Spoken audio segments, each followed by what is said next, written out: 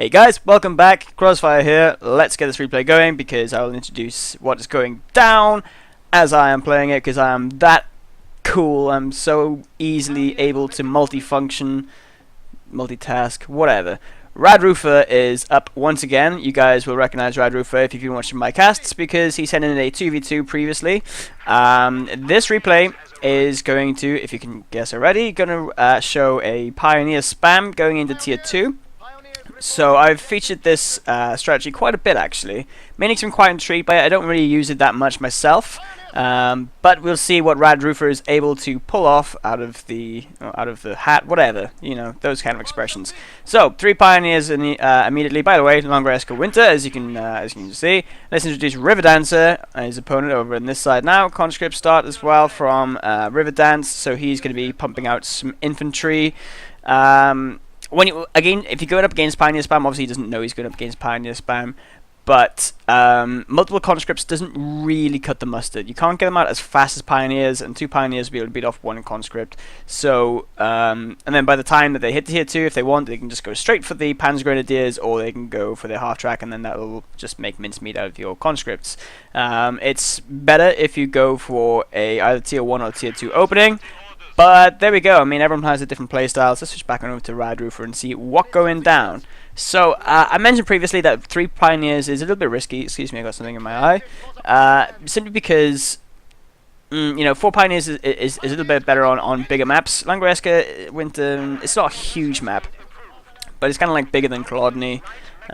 So I would go for 4 if I was playing on this map, but like I say, I'm not the pro. So he kept up that point. He's going to retreat back his Pioneers as he now has enough to go for his tier 2, does he? No, he doesn't. There's a bit of an early retreat there. But he's back there ready to go as well. I mean, again, if you had the 4th Pioneer, then by the time your field takes over, you should probably have enough then as well. So that's just my personal opinion.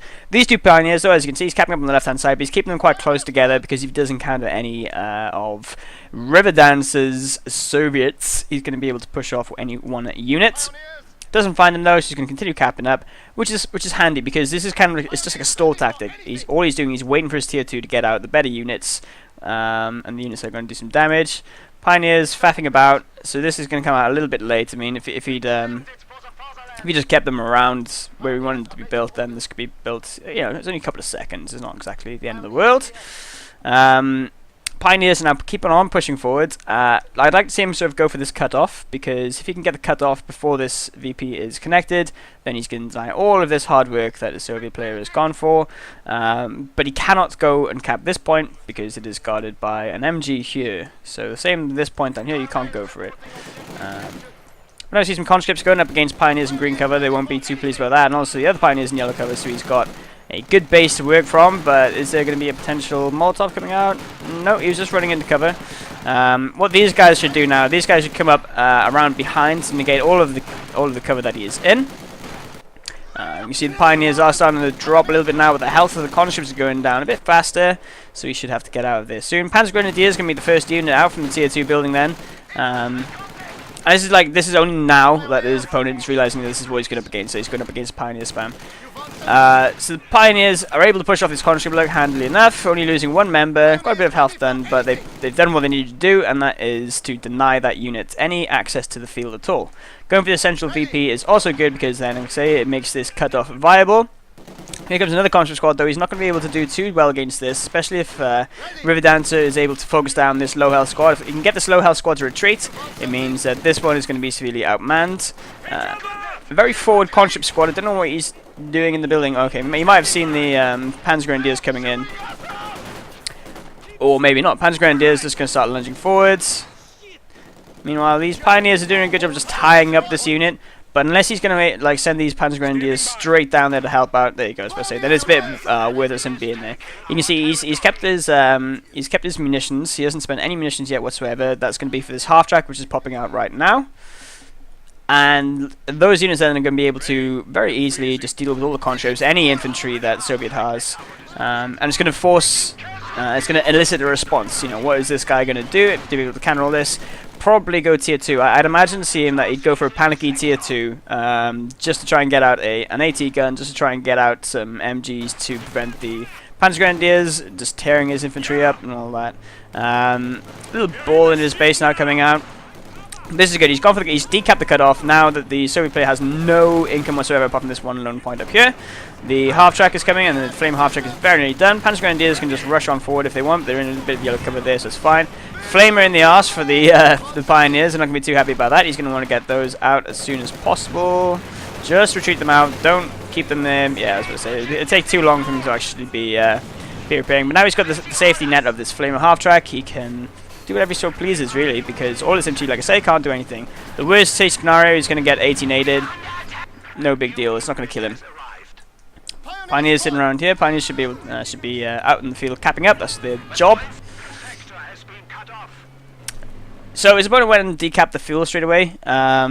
It's not a bad idea. It's going to prevent the sort of like the tier 3, like tier 2 straight into the tier 3. What's the word I'm trying to think of now? Bungee? Trampolining?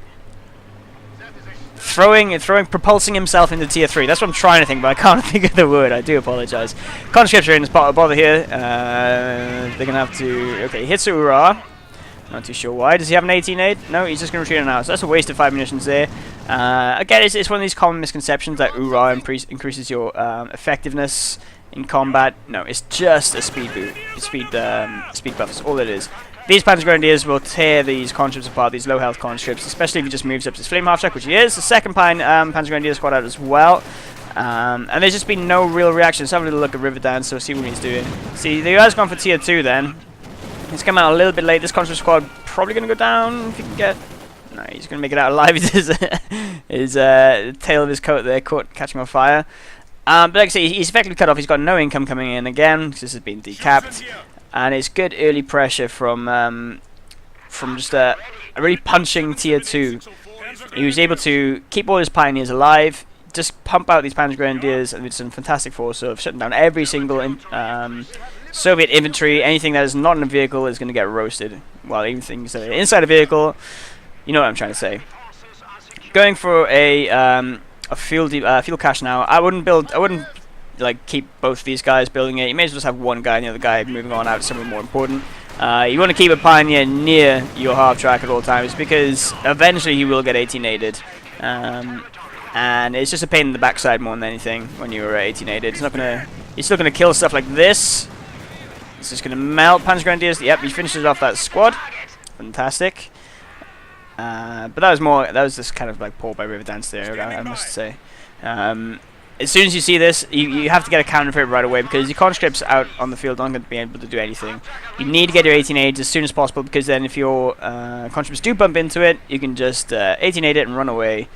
And then obviously it's more susceptible to 18 gun fire as well, which is, unless you have any guards lying about, then 80 guns are better. Because obviously the half track still really count as your guards unless you actually upgrade them, unless you actually are willing to spend a lot of munitions. But not as much munitions, I guess, as this. But I mean, look at this damage that's coming in. Excellent grenade going down as well. There is finally an 18-aid, and there is some slight damage from now. He's hit veteran C2. Ooh, these Panzer Grenadiers are desperately low. He is trying to reinforce off, if you can see, because they're quite expensive. They take quite a while to actually pop out. He's just slowly backing up. He pops the flamer on that guy. He's going to force those guys out. Wow, that was just a lot of damage. He's done 17 kills on the half track, and in less than 10 minutes in, that's painful. These guys are sticking about for the warmth, but again, you can just move them out. He doesn't need 2 units to cap. It doesn't make it any faster having any more units in an actual area. It will just cap at the same rate as if you have just 1 unit. And yeah, so there you are. But I mean, this game is practically over. You know, I mean, well, it's not really over, but I don't see much of a chance for RiverDancer to come back from this. Let's have a little look at what he's building. He's had 2 conscripts and 2 pioneers, and he's still not got an answer for this. For this vehicle over here, and he hasn't really got an answer for the Panzer Grenadiers either, which RadRoofer has multiple of. Yeah, okay.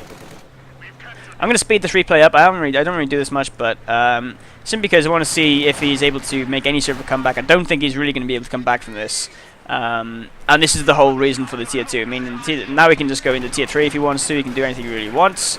You can see these Panic Grenadiers just eat up the conscripts, especially if they haven't got PPSH, just running about, getting absolutely destroyed. No damage to the Panic Grenadiers meanwhile. He's trying to make his little come out and back onto the field. RadRoofer is able to just stay, he's got a highly mobile force, able to just run around and just completely decimate all of this infantry. 3 Panic Grenadier squads taking down that conscript. But again, he's capping up all these points. It doesn't matter because he hasn't actually got the cutoff. He does have a vehicle out now though. T70. All right, let's slow it down. Let's see what he can make of this T70. It forced a full retreat in the Panzer Grenadiers, so obviously that means RadRoofer doesn't have the munitions to actually get the upgrades unless he's building them at the moment, and he just wanted to get them out. But we do have an Ostheer coming out. An Ostheer will handily take care of this T70. But there's nothing to prevent it coming in. This is the trouble when you haven't got any Grenadiers. Grenadiers on it. Excuse me. The Panzer Grenadiers aren't able to fire any Fausts at this guy, so he's got full range of his mobility, and that's his greatest advantage is his mobility. These Shreks will do some awesome damage against you though, and he's gonna now this T70 overextended a long time ago. He should have been just securing up his points, making sure that he can get out of his base, get up some territory, and just use the T70 that way. But I guess, I mean, the flak one could... Oh, he's actually trying to chase with just one... Get this guy out, man. You want to save these Panzer Shreks. I mean, they don't always drop. There you go. And Ostheer will handily defeat the T70 as well. T70, let's have a look at him in funny mode, see if he goes any faster. Just piling through the Pioneers. Takes out the Flamer. After days, that guy goes down. He does lose the squad there. But the Ostheer comes in, and the Ostheer should be able to pick him off. There you go. And he just leaves him there as well. Leaves him there for his doom. And Ostheer has free reign to take out this point now as well. There is a pack up. And he's actually capping up not too bad on the left-hand side. But I mean, there's been a lot of infantry lying around, not really doing too much. His half-track has been repaired up, but again, he could be sending that out to go and help. Half-track is going to be, the Ostheer is going to be fully repaired, and he's doing it well as well. He's keeping the vehicle within the capping point, so he's capping up whilst he's repairing, getting dual usage out of him. Let's have a quick little switch over to RiverDancer. I do appreciate I'm in speed 2, so this isn't really, ideal for some people, but like I say, I mean, the strategy is over, effectively. That is exactly what I wanted to show you. So now what's going to happen is now he can get his tier 3 out, he can start pumping out his vehicles, he's got the fuel advantage, he's had this fuel OP all game as well. There's not much that the Soviets can actually come back. Use the Panzer Grenadier ball.